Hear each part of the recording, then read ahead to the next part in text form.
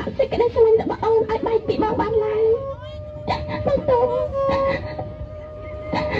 ទាវនៅតែស្រេចបងអស់ពីបេះដូងស្រឡាញ់ស្មើនឹងជីវិតរបស់ទាវដើរលើខ្ញុំនឹងកូនជាតាមមកម៉េចលើខ្ញុំឡើយអូនជាប្រពន្ធខ្ញុំ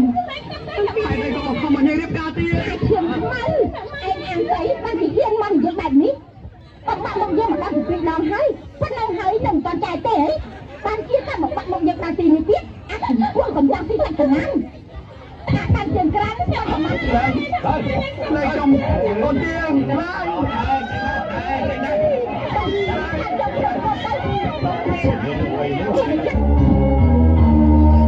ងមិនមែនជាកូនប្រជែង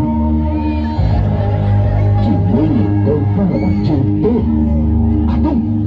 នេះជាកន្លែងចុងក្រោយដែលយើងបានជួបឯងហើយក៏ជាកន្លែងដែលឯងត្រូវមកដែរមកតែ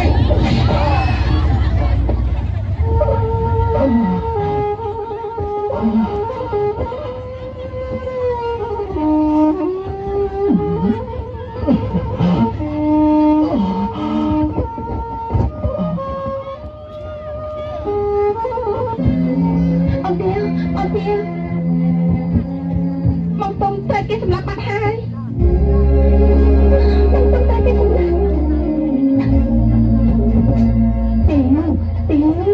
ទាវក៏សម្លាប់ម្ដាយ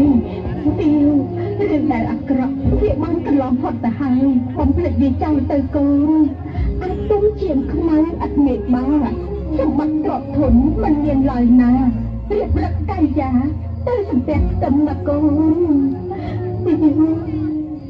វ